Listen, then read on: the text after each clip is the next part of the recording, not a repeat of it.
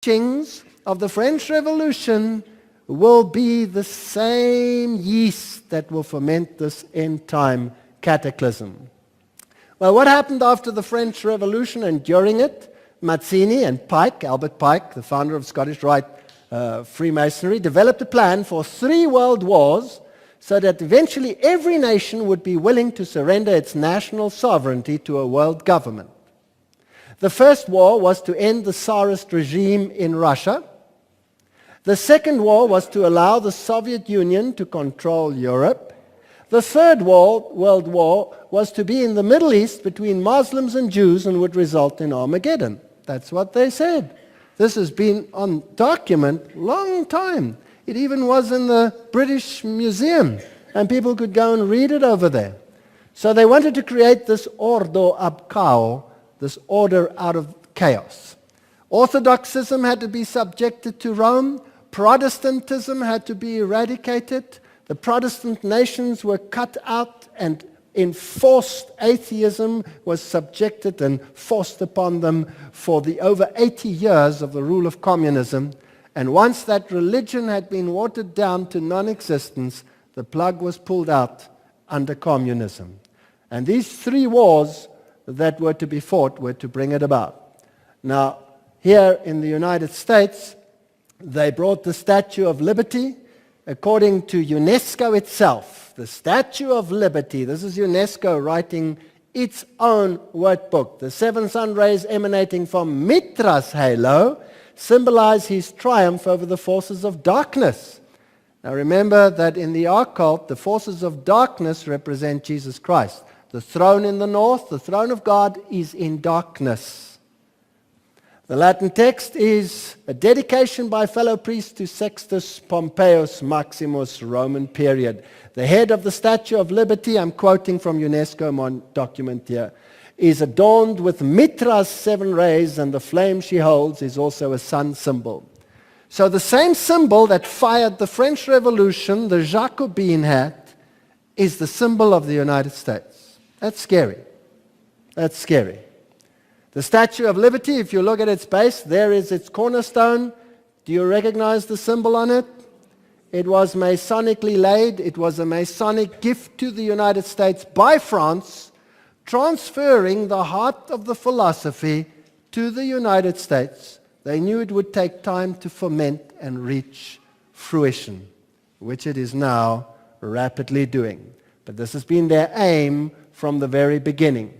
And they stated this aim so clearly by putting it on their dollar in all their occult symbolism. I'm not going to go into the details, but anybody can study this if they wish to. This is the occult symbol of the capstone, which will come down upon the pyramid, the 13 tiers of masonry, 1776, the founding of the Illuminati, the interpolation here of the hexagram, cutting the letters A-S-N-O-M, which is a scrambling of Mason. And if you look at the little owl on the other side of the dollar, on the 1, there is a half moon, and in the half moon, you will have a little micro dot. And there it is. If you put your magnifying glass upon it, you will see the all-seeing owl of wisdom, the same one they worship in the Bohemian Grove. All the occult symbols, there are hundreds on it. I'm not going to deal with it. But they knew that this was their aim from the very beginning.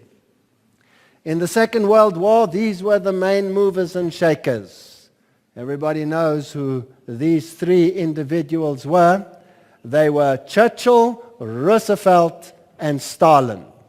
Supposedly, these were the shakers and the powers that were arrayed against the evil side, which was the Hitler of Germany. And the whole cataclysm between these 2 philosophies. Now, who were these people? All of them, of course, high-level Masons. Vladimir Lenin was a Grand Orient Lodge member. Winston Churchill, a 33-degree Freemason, and here you can see him photographed in his Druid Order Lodge. Now, we all know that the Druids have nothing to do with Christianity, but are a pagan society who, worship the other one. There he is, photographed in his Druid lodge, and Joseph Stalin himself, Grand Orient Lodge. All the quotes are there for those who wish. President Franklin D. Roosevelt, one of the photographs of indiscretion, here photographed in his full Masonic regalia, and here also photographed with Myron Taylor giving the Masonic handshake in his full Shriner gear. So these were all high Masons involved in this very war. If you look at Hitler on the other side and the Jesuits, Hitler said, "I learned much from the order of the Jesuits. Until now there's never been anything more grandiose on earth. And the hierarchical system of the Catholic Church, I transferred much of this organization into my own party." The SS, which is of course another occult symbolization, was constituted according to Jesuit principles. Himmler, head of the SS, was associated with the Jesuits through his father. Hitler said of him, "I can see Himmler as our Ignatius of Loyola."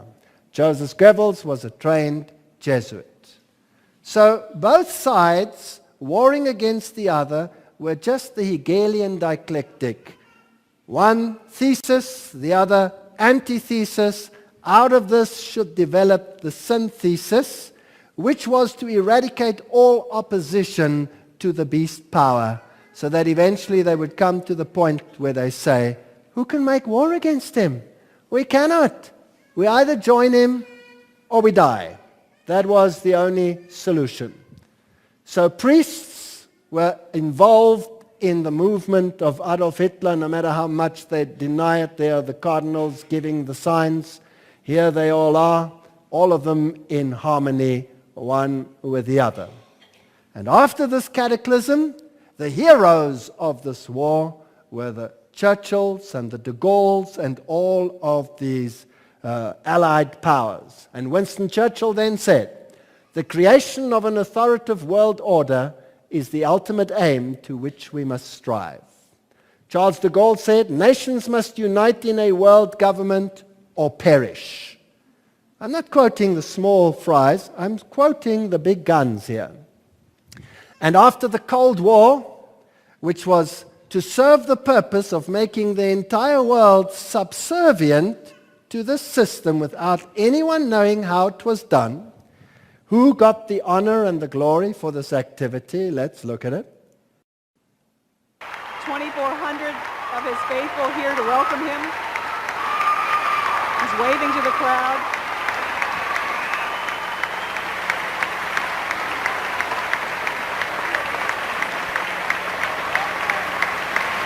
Archbishop the Pope as he shakes hands with the First Lady. We honor you for helping to lead a revolution of values and spirit in Central Europe and the former Soviet Union, freeing millions to live by conscience, not coercion, and freeing all of us from the constant fear of nuclear war. Your Holiness, on behalf of all of us gathered here today, indeed on behalf of all the people of our beloved nation, we welcome you back to America.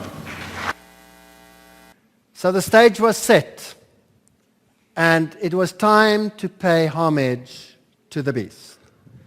So the leaders of the Soviet Union came and repented before him, and a new world order was to approach. He had a special cross, the one that he inherited from Paul VI, and we'll talk about this in a moment. And this was the man of the moment.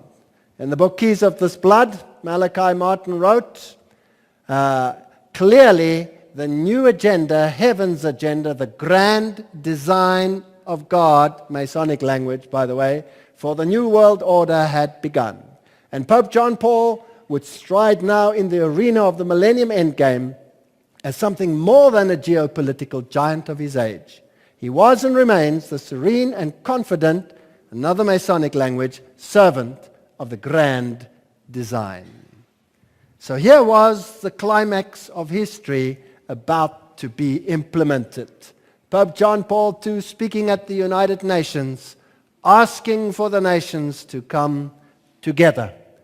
His 2004 address to the world, his New Year's address, the entire address was dedicated for a call for a new world order. Pope calls for new world order, CNN, Thursday, January 1, 2004. And the political leaders rallied around them from the east and from the west. The time had come for these great events. Immediately post-fall of the Soviet Union, of course attributed to the papacy, which was of course set up, we have the building of a new world. And the United States would play the prominent role, just like prophecy said it would do, because the Bible says that the beast out of the earth will force the whole world to pay homage to the first beast, whose deadly wound had been healed. It is a big idea, a new world order where diverse nations are drawn together in common cause. Only the United States has both the moral standing and the means to back it up. President George Bush. Now, eventually, they all will have to concede their power to a controlling body. And that controlling body was to be the United Nations. Let's hear it out of the horse's mouth itself. Where institutions of freedom have lain dormant, the United Nations can offer them new life, which no nation must surrender one iota of its own sovereignty, an order characterized by the rule of law rather than the resort to force. So the United Nations must become the hub of this subject to this authority. A very interesting statement that was made by him. Just wait for the picture to appear. In Europe itself, the picture in Europe changed very dramatically. We're not going to deal with the history tonight. It will take too long. But the Maastricht Treaty came into effect with 12 stars. There were never 12 members, never. These are the 12 stars which surround Marian worship. We'll come to that at a little later stage. The new Tower of Babel, this was the poster displayed in the entire Europe. The Tower of Babel under construction. And Jacques Delors, the president of the European Union at that time, said, we are building a new Babel and this time we will succeed. That's quite a challenge. That's quite a challenge. Notice that they have the 12 stars. Actually, they only have 11, the 12th one hiding behind the tower over there, in the goat of Mendes form. And a crane saying, we are going to succeed. The nations will defy you, God. We'll come together. You will not be able to prevent it. Well, what is the Tower of Babel? Arthur Edward Waite, 33-degree Freemason, says the Tower of Babel, of course, represented a Masonic enterprise. Out of evil, God was the evil one who confused the languages, comes good. However, and the confusion of tongues gave rise to the ancient practice of Masons conversing without the use of speech. Interesting. So it is a Masonic enterprise. And the new parliament in Europe rises, and it's built in a most strange way.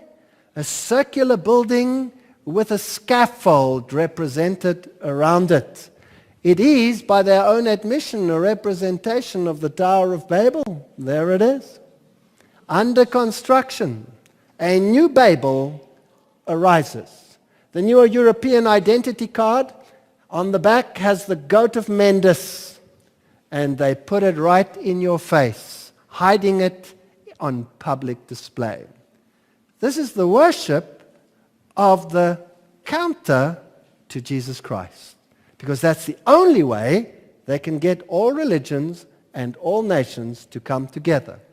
And if you don't believe that Europe is controlled Masonically, here you have the Duke of Kent, who is the worshipful master at the moment, receiving the Masonic handshake under the Masonic sign. These are the movers and the shakers in the world today. The Bible tells us there will be a holy alliance between Rome and the beast out of the earth. so that this can be implemented on a worldwide basis. And the spirit of prophecy tells us that the spirit of the French Revolution will be permeated throughout the world. Archbishop Quigley in 1903 said, when the United States rules the world, the Catholic Church will rule the world. This is amazing. This is amazing history. Well, does the Catholic Church rule through the United States? Well, who's the man in the middle? It's the Pope. And who are all these people in black around him? They are the Trilateral Commission, the power think tank of the United States. And here he is with Jewish Freemasonry, B'nai B'rith in the middle. It doesn't matter whether it's Jewish, it doesn't matter whether it's Islamic, it doesn't matter what it is. He is the man of the moment. And the United Nations is going to become the hub in which this philosophy will be enforced worldwide. So it's necessary that we look at the United Nations. Again, let me reiterate something.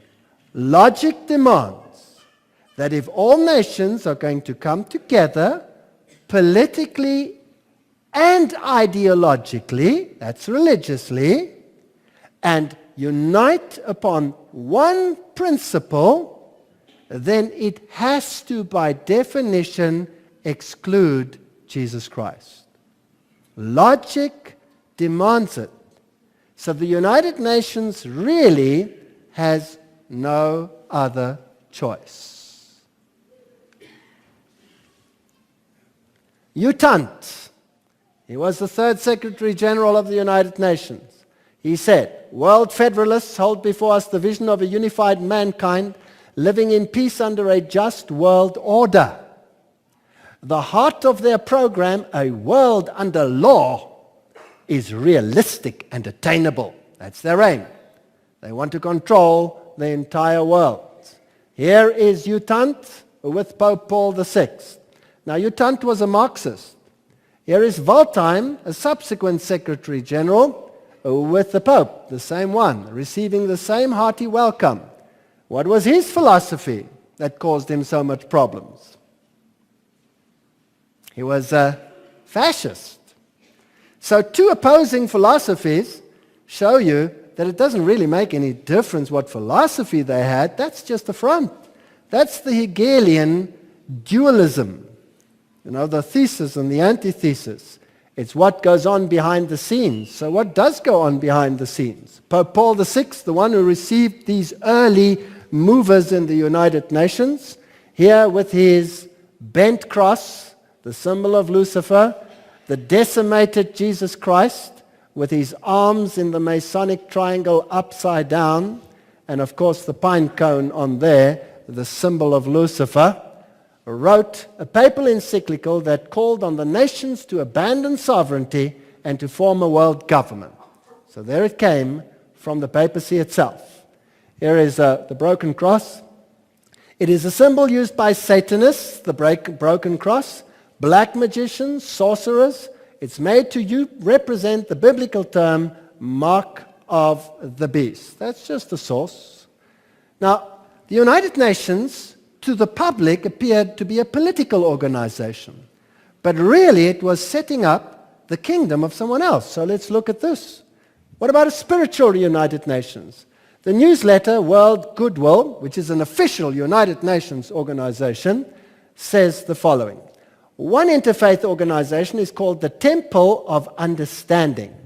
And they have a newsletter, World Goodwill Newsletter.